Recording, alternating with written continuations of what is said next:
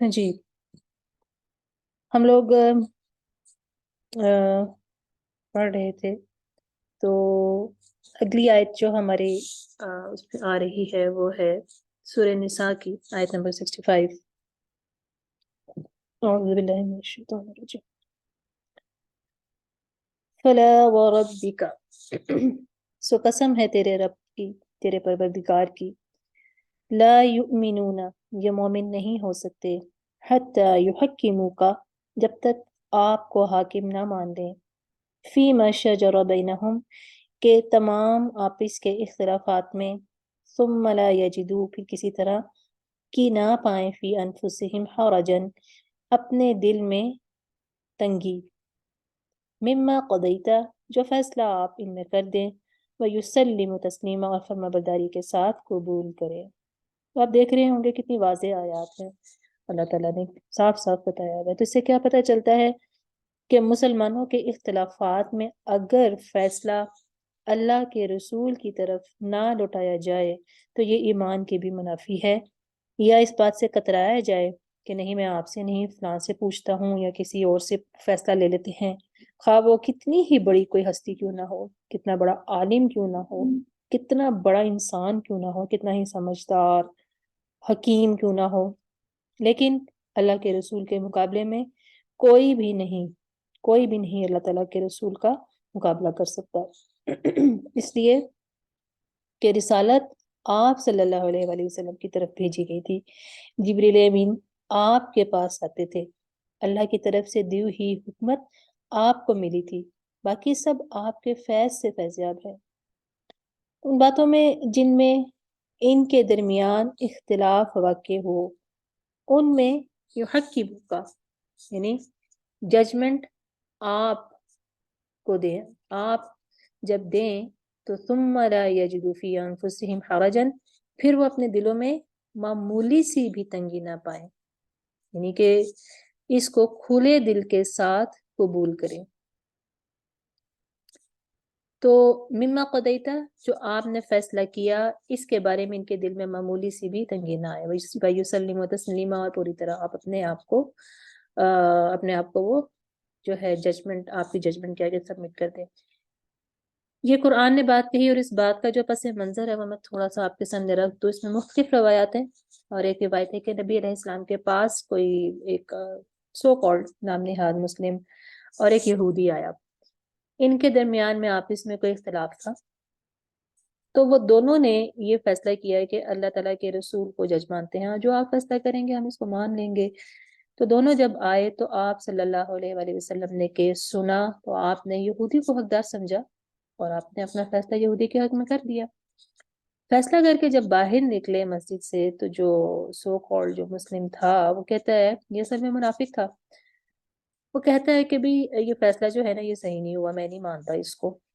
اس تو یہودی نے کہا بھی تمہارا رسول ہے، تم نے خود ہی کہا تھا، اب میرا حق بنتا ہے اور تم کہہ رہے ہو کہ نہیں، تو تم آخر کیا چاہتے ہو؟ اس نے کہا میں یہ چاہتا ہوں کہ عمر جو فیصلہ کریں گے وہ مجھے قبول ہوگا۔ اب عمر رضی اللہ تعالیٰ کے بارے میں وہ یہ جانتا تھا کہ وہ بڑے سخت بھی ہیں، اور مسلمان جو ہوتا ہے اس کا بڑا ساتھ بھی دیتے ہیں، اور یہودوں کے خلاف تو بس ان کا خون کھولتا ہے۔ تو عمر رضی اللہ تعالیٰ جب یہ بات سنیں گے مجھے اور اس کو دیکھیں گے، تو وہ خود و خود ہی میرے حق میں فیصلہ کر دیں گے۔ اور رسول اللہ صلی اللہ علیہ وسلم جو ہیں یہ تو بھولے آدمی ہیں، عمر بڑے ہوشیار ہیں، تو اس نے کہا کہ چلتے ہیں، وہاں چلتے ہیں۔ تو خیر عمر رضی اللہ کے گھر آئے، دروازہ کھٹکھٹایا، عمر رضی اللہ باہر آئے، تو مسلمان جو تھا اس نے کہا کہ ہمارے درمیان یہ اختلاف ہوا ہے، ہم یہ چاہتے ہیں کہ آپ ہمارے درمیان فیصلہ کر دیں، کیس سنیے، جس کا حق ہو آپ اس کو دے دیجئے۔ سیدنا عمر رضی اللہ عنہ نے یہودی کو بھی دیکھا اور مسلمان کو بھی دیکھا۔ پھر اس کے بعد آپ کچھ کہنے ہی والے تھے کہ یہودی نے ایک جملہ بولا، اس نے کہا دیکھیے فیصلہ کرنے سے پہلے ایک بات سن لیجئے، ہم آپ سے پہلے اسی کے کہنے کے مطابق اللہ کے رسول کے پاس گئے تھے، ان کو ہم نے کیس پیش کیا، آپ کے رسول نے میرے حق میں فیصلہ کر دیا۔ عمر رضی اللہ عنہ نے جب یہ بات سنی تو اس شخص سے پوچھا کہ کیا ایسی ہی بات ہے؟ اس نے کہا ایسی ہی بات ہے، آپ صلی اللہ علیہ وآلہ وسلم نے اس کے حق میں فیصلہ کیا ہے۔ انہوں نے کہا تم کیا چاہتے ہو؟ انہوں نے کہا میں یہ چاہتا ہوں کہ آپ فیصلہ کریں۔ تو عمر رضی اللہ عنہ نے کہا ٹھیک ہے ٹھہرو میں آتا ہوں۔ گھر گئے، اپنی تلوار نکالی نعام سے اور باہر آئے، اور اللہ گواہ ہے کہ آپ نے اپنی تلوار اٹھاتے ہوئے یہ لفظ کہے، ھذا قضاء من لم یرض بقضاء رسول اللہ، جو اللہ کے رسول کے فیصلے پر راضی نہیں ہوگا تو عمر کا یہی فیصلہ ہے۔ تو عمر رضی اللہ نے اس کی گردن اڑا دی، مار دیا اس کو۔ تو اب یہ معاملہ جو تھا نا یہ بڑا عجیب سا ہو گیا، قتل ہو گیا، اور مقتول کے وارث جو تھے وہ نبی صلی اللہ علیہ وسلم کے پاس آ گئے، اور انہوں نے کہا کہ بھئی وہ مسلمان تھا اور عمر نے اس کو قتل کر دیا، ہمیں بدلہ چاہیے۔ آپ نے سیدنا عمر رضی اللہ کو بلوایا اور پوچھا کہ عمر یہ کیا ہوا؟ تو انہوں نے کہا اللہ کے رسول یہ مسلمان تھا، میں تو اس کو مسلمان مانتا ہی نہیں۔ انہوں نے کہا وہ کیسے؟ انہوں نے کہا وہ اس لیے کہ فیصلہ اس نے آپ سے کروایا اور پھر باہر نکل کے کہتا ہے مجھے آپ کا فیصلہ منظور نہیں، اور عمر جو فیصلہ کریں گے میں وہی مانوں گا۔ تو پھر عرض کی اللہ کے رسول جو آپ کا فیصلہ نہ مانے میں اس پر فیصلہ دوں؟ میری نظر میں تو یہ مسلمان ہی نہیں، پھر میرا فیصلہ یہی ہے کہ میں اس کی گردن اڑا دوں۔ تو وہ لوگ جو تھے جن کا بندہ یہ قتل ہوا تھا تو وہ اصرار کر رہے تھے کہ جناب آپ عمر رضی اللہ کو ہمارے حوالے کر دیں، اور عمر قاتل ہے اور ہمارا بندہ مارا گیا ہے اور ہم اس کے بدلے میں ان کو ماریں گے۔ تو یہ بھی بات ہو ہی رہی تھی کہ اللہ کے فرشتے جبریل امین نبی علیہ السلام پر یہ آیت لے کر نازل ہوئے، یہی آیت جو آپ نے بھی پڑھی ہے، جس میں اللہ تعالیٰ فرماتے ہیں فلا، یہ قسم کھا کہ جو لوگ بات کر رہے ہیں وہ نہیں ہماری بات سنو، یہ ہے کہ آپ کے رب کی قسم لوگ مسلمان ہو ہی نہیں سکتے جب تک کہ آپ کو اپنے درمیان واقع ہونے والے اختلافات میں جج نہ مان لیں، اور جج بھی اس طرح مانے کہ جب آپ فیصلہ کر دیں تو ان کے دلوں میں کوئی معمولی سی تنگی بھی نہ آئے اور پوری طرح اپنے آپ کو سبمٹ کر لیں۔ تو اللہ نے آیت نازل کر کے سیدنا عمر رضی اللہ کی یہ جو الفاظ ہیں کہ اللہ کے رسول میں تو اس کو مسلمان مانتا ہی نہیں، تو اللہ نے اس خون کو ضائع کر دیا اور عمر رضی اللہ کی تائید کی کہ یہ مسلمان نہیں تھا، یہ ٹھیک فیصلہ ہوا۔ عمر رضی اللہ نے اچھا کیا کہ اس کو قتل کر دیا۔ تو مقتول کے جو وارث تھے وہ خاموش ہو کے چلے گئے۔ اب آپ اس سے اندازہ کر لیجئے کہ اللہ کے رسول کی کیا اہمیت ہے۔ اگلی آیت ہے سورہ محمد کی آیت نمبر 33، یا ایہا الذین آمنو، اے ایمان والو، اطیعوا اللہ و اطیعوا الرسول، اللہ کی اطاعت کرو اور رسول کی اطاعت کرو، ولا تبطلوا اعمالکم، اور اپنے اعمال کو غارت مت کرو۔ جب انسان اللہ اور اس کے رسول کی اطاعت سے نکل کر یا ان کی مخالفت میں کوئی خود ساختہ نیک کام کرتا ہے، یعنی ان کا حکم کچھ ہے لیکن یہ کچھ اور کر رہا ہے تو اس کو، اور اسے نیکی گردان رہا ہے، تو پھر باطل کا مطلب کہ خراب نہ کرو، یعنی ایک یہ بھی ہے کہ اس کا ثواب ضائع نہ ہو جائے، دوسرا مطلب یہ ہے کہ کوئی بھی عمل کرنا تو اللہ کے رسول کی اطاعت کرتے ہوئے کیجیے، ورنہ کوئی بھی عمل کریں گے آپ صلی اللہ علیہ وسلم کی اطاعت کے بغیر تو وہ باطل ہوگا، اس کی کوئی ویلیو نہیں ہوگی، وہ ضائع ہو جائے گا۔ سورۃ الحشر اگلی آیت ہے، آیت نمبر 7، وَمَا أَتَاكُمُ الرَّسُولَ فَخُذُوهُ، اور جو میں تمہیں جو کچھ رسول دے لے لو، وَمَا نَهَاكُمْ عَنْهُ فَانْتَهُوا، اور جس سے روکے رک جاؤ، وَاتَّقُوا اللَّهَ، اللہ سے ڈرتے رہا کرو، ان اللہ شدید العقاب، یقیناً اللہ تعالیٰ سخت عذاب والا ہے۔ مال فے کے بارے میں آیت ہے، اور قبیلہ بنو نذیر کے مال و جائیداد کے بارے میں یہ ہے۔ اس کا کیا معنی ہے کہ آپ کے احکامات لینا ہم پر فرض ہے اور وہ اللہ کا حکم ہے۔ اللہ نے فرمایا ہے کہ آپ جو کچھ دیں وہ لے لو، جو کرنے کو کہیں وہ کرو۔ جو لوگ یہ کہتے ہیں کہ ہم قرآن کو مانیں گے تو قرآن ہی ان کو یہ بتا رہا ہے کہ رسول جو کچھ دیتے ہیں وہ لے لو۔ اگر وہ رسول کا دیا ہوا نہیں لیتے تو گویا پھر وہ قرآن کو بھی نہیں مانتے، اپنی خواہشات کے پیروکار ہیں نا۔ آپ یہ کافی آپ بھی سنتے ہوں گے اس طرح کے باتیں۔ تو یہ ابھی آپ نے کافی آیات پڑھی ہیں، واضح آیات اور واضح دلائل۔ آپ چاہے تو کچھ آیات چھوٹی چھوٹی بھی آپ ان کو یاد بھی کر سکتے ہیں ان کے کانٹیکس کے ساتھ، اور آپ ان کو بتا بھی سکتے ہیں۔ تو یہ اپنی خواہشات کے پیروکار، اور نہ صرف یہ کہ آپ کا دیا ہوا لے لو، بلکہ جس چیز سے منع کیا گیا ہے وہ چیزیں ہیں نا کہ جو دیا جا رہا ہے وہ لے بھی لو، یعنی جو حکم کہا جا رہا ہے وہ مانو، اور لیکن جس سے منع کیا جا رہا ہے اس سے رکو بھی. وَمَا نَهَاكُمْ عَنْهُ فَانْتَهُوا، جس چیز سے تمہیں روک دیں اس سے رک جاؤ.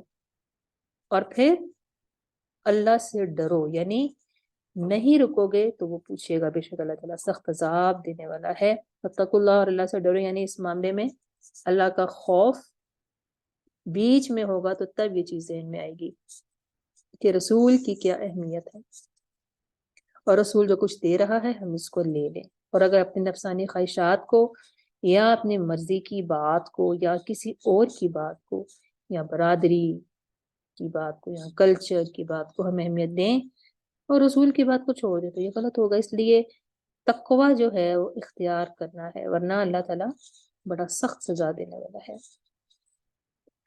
اگلی ہیڈنگ ہے جی، اگلی جو مسئلہ ہے وہ کیا ہے کہ نبی صلی اللہ علیہ وسلم کی اطاعت اور اتباع کامیابی کی ضمانت ہے. ٹھیک ہے جی، یہ اگلی ہیڈنگ ہے. اب اس بات کی دلیل کے اندر ہمارے پاس جو آیات آ رہی ہیں ہم اس کو دیکھتے ہیں. پہلی آیت جو آ رہی ہے وہ سورہ نور کی آیت نمبر 52 ہے. وَمَن يُطِعِ اللَّهَ وَرَسُولَهُ، جو بھی اللہ اور اس کے رسول کی فرما برداری کرے، وَيَخْشَ اللَّهُ وَيَتَّقِهُ، اور خوف الہی رکھے اور اس کے عذابوں سے ڈرتے رہیں، أُولَٰئِكَ هُمُ الْفَائِزُونَ، وہی نجات پانے والے ہیں. یہاں کامیابی کے نکات بتائے گئے. کوئی شخص جو کامیاب ہونا چاہتا ہے اسے کیا کچھ کرنا ہوگا؟ نمبر 1 اللہ کی اطاعت، نمبر 2 رسول کی اطاعت، نمبر 3 اللہ کی خشیت، نمبر 4 اللہ کا تقوی. یعنی اللہ سے ڈرنا اور اطاعت وہی کر سکتا ہے جس کے دل میں اللہ کا ڈر ہو. یہ ہے کامیابی. اصل چیز اللہ سے ڈرنا ہے کہ میں اللہ اور اس کے رسول کی اطاعت، میں نے اللہ اور اس کے رسول کی اطاعت کرنی ہے اور اطاعت کے دوران کوئی غلطی نہ ہونے پائے. اللہ کے رسول کی اطاعت کو چھوڑ کر میں کسی اور کی اطاعت کروں تو یہ کامیابی ہے یا ناکامی؟ یہ ناکامی ہوگی. پھر اہل ایمان کا شیوہ بتایا گیا اگلی آیت میں، سورہ نور کی آیت نمبر 51.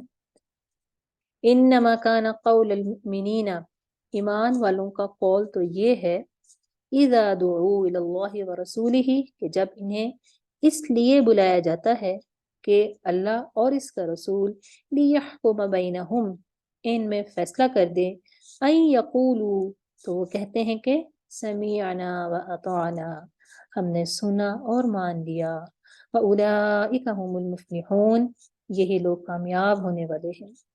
یعنی جب اللہ کے رسول کی طرف سے کوئی بات آ جائے، کوئی حکم، کوئی پکار، کوئی فیصلہ، تو ایمان والوں کا شعار کیا ہونا چاہیے؟ سمعنا واطعنا، ہم نے سنا، ہم مان گئے، اور یہی لوگ کامیاب ہونے والے ہیں. کامیابی کس کے لیے ہے؟ ان لوگوں کے لیے جو کہتے ہیں سمعنا واطعنا. اکثر لوگ یہ کہتے ہیں کہ کچھ احکامات جب ہم اپنے گھر والوں کو بتاتے ہیں، جب آپ لوگوں کے ساتھ بھی یہ تجربہ ہوا ہوگا، بعض چیزیں ایسی ہوتی ہیں کہ جو ہمارے لیے بھی سننے میں، ہم جب دین پڑھتے ہیں پھر دفعہ تو کچھ چیزیں نہیں ہوتی ہیں، یا کچھ چیزیں ہماری سوسائٹی میں اس طرح سے پریکٹس کی جا رہی ہوتی ہیں اور وہ کلچر کے اندر اتنی زیادہ رچ بس گئی ہوتی ہیں کہ ہم جب دین پڑھتے ہیں تو ہمیں معلوم ہوتا ہے کہ تو ہم بالکل اس کو اپوزٹ کر رہے تھے. یہ چیز اس طرح سے نہیں ہے. تو ہم جب گھر والوں کو بتاتے ہیں تو ہمیں پھر مختلف قسم کی باتیں سننے کو ملتی ہیں، بعض دفعہ سخت باتیں بھی سننے کو ملتی ہیں، بعض دفعہ ہمارا مذاق بھی اڑایا جاتا ہے کچھ معاملات میں، اور ہمیں جو ہے ایک طرح کا ہنسی ہمارے بارے میں کی جاتی ہے. جس طرح سے شیاطین کے بارے میں، اگر جنات کے بارے میں بھی اگر کوئی بات کی جاتی ہے نا تو اس میں بھی لوگ اکثر مذاق اڑاتے ہیں اور ہنستے ہیں. تو ایک چیز یاد رکھیے، بہت ساری اور بھی معاملات ہیں کہ جن چیزوں کے بارے میں انسان نہیں جانتا، کوئی بھی بات ایسی ہو جو اس کے لیے نہیں ہے اور جو اس کو نہیں جانتا نا، تو وہ جو چیز اس کے لیے ان نون ہے نا، وہ اس کا دشمن ہوتا ہے.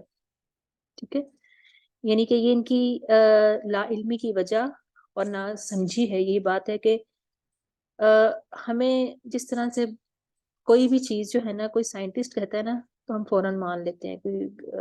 ہمیں کا بتایا گیا کہ ہمارے ارد گرد بلینس کی تعداد میں جراثیم ہے. ہم میں سے کتنے لوگوں نے جراثیم دیکھے ہوئے؟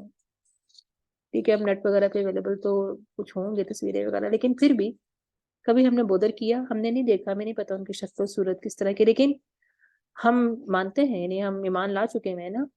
تو ہم نے جس کی بات کے اوپر ہم ایمان لے کر آئے ہیں اس انسان کا یا اس گروہ کا کہیں سے سچا ہونا، صادق اور امین ہونا بھی ثابت نہیں ہے، لیکن ہم لوگ جانتے ہیں، ہم لوگ مانتے ہیں. اور اگر ہمیں وہ یہ کہیں کہ آج کل فلاں چیز کا وائرس پھیلا ہوا تھا، ہم اس کو بھی مانتے ہیں. اگر پھر وہ کہیں کہ جی یہ وائرس کبھی ایگزسٹ ہی نہیں کرتا تھا، تو ہم اس کو بھی مان لیں گے. لیکن اللہ کے رسول جن کو ان کے دشمن بھی سچا مانتے تھے، تاریخ کے اندر آج بھی کتنے ہی نان مسلمس ہیں جو اس چیز کا دعویٰ کر چکے ہیں. بے شک وہ ایمان نہ لائیں، لیکن آپ صلی اللہ علیہ وسلم کے کریکٹر اور صداقت پر اور امانت کے پر کوئی بھی نہیں اٹھا سکتا. تو ہم جب ان کے بارے میں کوئی بات سنتے ہیں اور سنت کا ذکر کرتے ہیں جب، تو پھر کیوں ہمیں یقین نہیں آتا، اور پھر ہم اس کو جھٹلانے پر اور اس کو طرح طرح سے ہم یہ ثابت کرنے کی کوشش میں لگ جاتے ہیں کہ ہم پروف کر دیں کہ کیا یہ چیز واقعی اس طرح سے تھی یا ایگزسٹ کرتی تھی. تو کچھ ایسی چیزیں ہیں جس کے اوپر بہت سارے لوگ آپ کو بہت باتیں کرتے نظر آئے گی، جس میں سے ایک عائشہ رضی اللہ تعالیٰ کی عمر بھی ہے نا شادی کی اور رخصتی کی. تو آپ کو اس کے اندر بہت لوگ جو عقل کے بہت گھوڑے دوڑاتے ہیں وہ نظر آئیں گے، بہت کچھ کہا گیا. تو کچھ چیزیں ہم ان کو جس آنکھ سے دیکھ رہے ہیں نا، وہ اس آنکھ سے ہم ان کو ناپ تول نہیں سکتے. آپ اس آنکھ سے دیکھیں گے تو پھر آپ اس کو ایسے ہی دیکھیں گے، اور آپ پھر اس کے اندر اپنی عقلی دلائل اور اپنے آپ کو ایک ثابت کرنے کی کوشش کریں گے کہ ہم اس بارے میں زیادہ جانتے ہیں. تو باقی یہ ہے کہ اگر ہمیں کوئی ایسی لیبارٹری بن جائے کہ جب میں ہمیں وہاں سے وہ ایک اسٹیمپ لگ کے کوئی پروف ہو گیا، کوئی چیز مل جائے، تو پھر ہم بڑے آرام سے اس چیز کو مان لیں گے. تو ہمیں اس چیز میں کچھ چیزوں کے اندر جو ہے ہمیں، کیونکہ اس حدیث اور ان کے اوپر بہت زیادہ کام ہو چکا ہے، یہ ہمارا کام تو نہیں ہے، یہ جو محدثین ہیں اور انہوں نے حدیث کے صحت کے اوپر اور اس کے اوپر سب کام کیا ہے. تو جو صحیح حدیث ہے ان کے اوپر ہمیں جو ہے احتیاط کرنی چاہیے. جب آپ کوئی چیز ہمیں بتائیں تو ہم نے کیا کہنا ہے؟ سمعنا و اطعنا، ہم نے سنا اور ہم نے مان لیا. اسی کا نام ایمان ہے. بعد میں یہ ثابت ہوتا رہے کہ اس کے کیا فوائد ہیں، کیا حقیقت ہے. اگر ہم نے سائنس کی بنیاد پر کسی چیز پر ایمان لے کر آنا تو پھر وہ ایمان تو نہ ہوا نا. تو وہ تو ایمان تو جو ہے ہمارا ایمان تو غیب کے اوپر ہے. اس وجہ سے ہمیں یہ چیز جو ہے اس کے اوپر ہمیں احتیاط رکھنی چاہیے. اگلی آیت ہے سورۃ الاحزاب کی. وَمَن يُطِعِ اللَّهَ وَرَسُولَهُ، اور جو بھی اللہ اور اس کے رسول کی اطاعت کرے گا، فقد فاز، یقیناً اس نے حاصل کر لی، فوزا عظیما، کامیابی بہت بڑی. واضح طور کے اوپر یہ کہہ دیا گیا. سورہ نساء کی آیت نمبر 13 ہے. وَمَن يُطِعِ اللَّهَ وَرَسُولَهُ، اور جو اللہ تعالیٰ کی اور اس کے رسول کی فرمانبرداری کرے گا، يُدْخِلْهُ جَنَّاتٍ تَجْرِي مِن تَحْتِهَا الْأَنْهَارُ، اللہ اسے جنتوں میں داخل کرے گا جن کے نیچے نہریں بہہ رہی ہیں، خالدین فیہا، جن میں وہ ہمیشہ رہیں گے. وَذَلِكَ فَوْزُ الْعَظِيمُ، اور یہ بہت بڑی کامیابی ہے. تو یہ کامیابی کی ضمانت یہی ہے کہ مسلمان اللہ اور اس کے رسول کی اطاعت کرے، انہی کا اتباع کرے، باقی سب چھوڑ دے. ٹھیک ہے جی. اگلا مسئلہ نمبر 10، اللہ اور رسول کے حکم کے مطابق کیے گئے اعمال کا ثواب. اس ہیڈنگ کے اس میں دلیل میں ہمارے پاس جو آیات آ رہی ہیں، سورۃ الحجرات کی آیت نمبر 14. وَإِن تُطِيعُوا اللَّهَ وَرَسُولَهُ، اور اگر اللہ کی اور اس کے رسول کی اطاعت کرنے لگو گے، لا یلدکم من اعمالکم شیئا، تو اللہ تمہارے اعمال میں سے کچھ بھی کم نہ کرے گا. ان اللہ غفور الرحیم، بے شک اللہ بخشنے والا مہربان ہے. قابل غور اس میں کیا بات ہے کہ کوئی بھی انسان عمل کرے تو اس میں پہلی بات تو یہ کہ نیت اچھی ہو، عمل بھی اچھا ہو. عمل کون سا اچھا ہوگا؟ جو رسول کی سنت کے مطابق ہوگا. یاد رکھیں وہ عمل صالح ہوتا ہے. عمل صالح یہ نہیں کہ میں کسی کام کو اچھا سمجھوں اور اس کے بارے میں سوچوں کہ میں یہ کروں گی تو مجھے اس کا یہ ثواب ہوگا، یا کوئی مجھے یہ بتا دے کہ آپ یہ کام کریں روزانہ اتنی دفعہ اتنی لاکھ دفعہ یہ پڑھ لیں تو اس کا یہ ثواب ہوگا. تو یہ اللہ کا رسول ہی بتایا کرتا ہے. یہ اتھارٹی ان کے پاس ہی ہے، یہ کوئی اور نہیں بتا سکتا کہ اس عمل کا کتنا ثواب ہے. ٹھیک ہے، یہ اتھارٹی ان کے پاس ہے. اطاعت کرنے والوں کے لیے اللہ یقیناً بخشنے والا اور رحم فرمانے والا ہے. اس آیت سے کیا پتہ چلتا ہے کہ ہم اپنے دل سے ادنا سا شک بھی نکال دیں کہ سنت پر عمل کر کے کیا فائدہ ہوگا. کیونکہ قرآن پر جب ہم عمل کرنے لگتے ہیں تو شیطان اتنا زیادہ ہمیں نہیں ورگلا سکتا، لیکن جب سنت کی بات ہوتی ہے تو ہم کہتے ہیں کہ پتہ نہیں اس کا کیا ثواب ہے، یا ہے بھی کہ نہیں، یا زیادہ سے زیادہ کیا ثواب ہوگا، کون سا قرآن کا حکم ہے، اس لیے اسے چھوڑ بھی دو تو کیا ہے. مثلا دائیں ہاتھ سے کھانا سنت ہے، لیکن ہم میں سے بہت سے لوگ اس کو اجر کا باعث نہیں سمجھتے. وہ کہتے ہیں شاید بس یہ ایک رسم ہے مسلمانوں کی، یا بس ایک طریقہ ہے. تو جب اللہ کے رسول کے طریقے کے مطابق ہم زندگی بسر کرتے ہیں تو اس طریقے پر عمل کرنے کا اجر بھی ہے.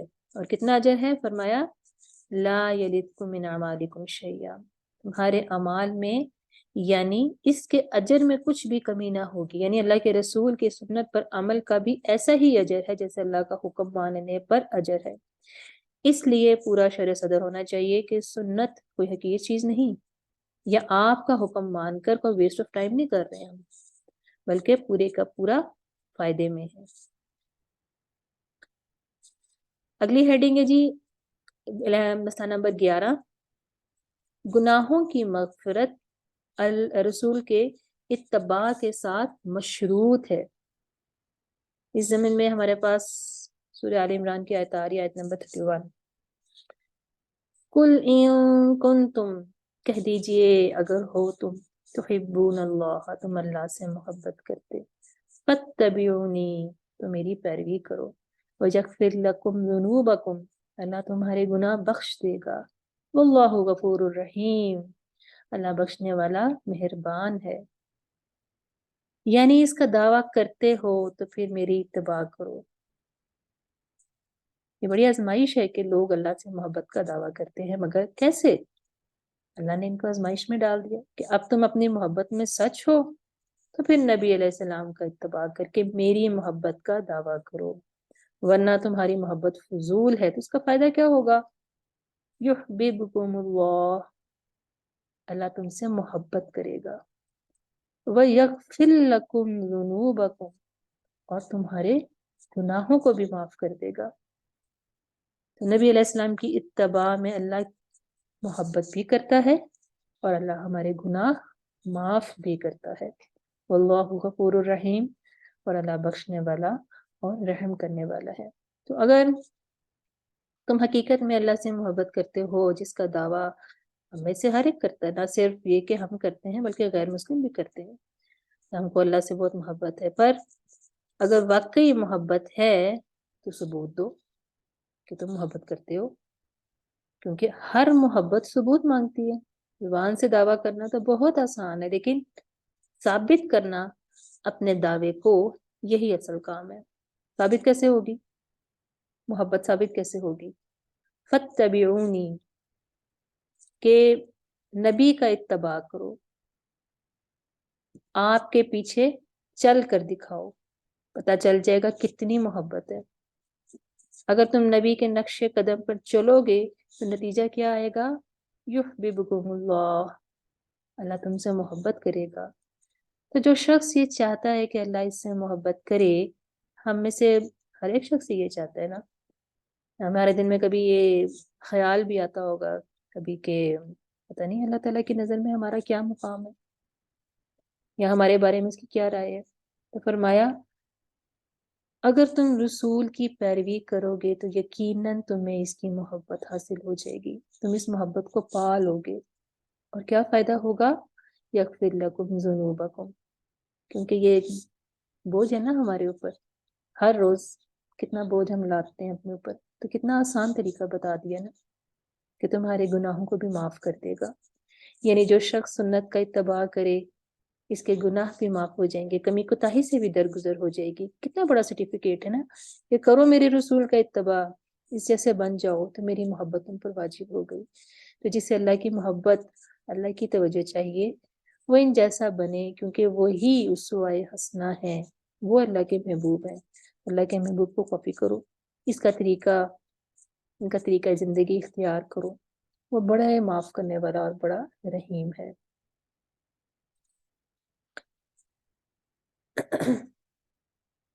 مسئلہ نمبر 12، اللہ اور رسول کی اطاعت کرنے والے لوگ قیامت کے دن نبیوں، صدیقوں، شہیدوں اور نیک لوگوں کے ساتھ ہوں گے۔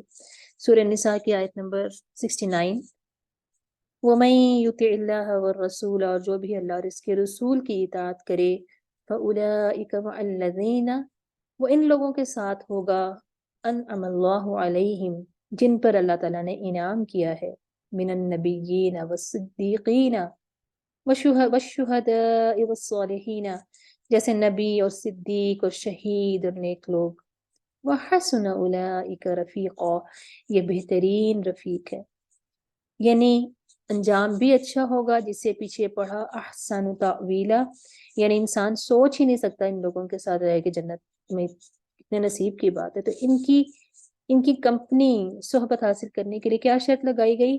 اللہ رسول کی اطاعت۔ یعنی ہم جب ان لوگوں کے حالات پڑھتے ہیں، انبیاء کے واقعات، صدیقین، شہداء کے بارے میں، ہم سوچتے ہیں کہ کتنے خوش قسمت لوگ تھے، کاش ہم بھی ان کے ساتھ ہوں۔ تو کیا فرمایا؟ اس کے لیے کیا کرو؟ اللہ اور اس کے رسول کی اطاعت کرو۔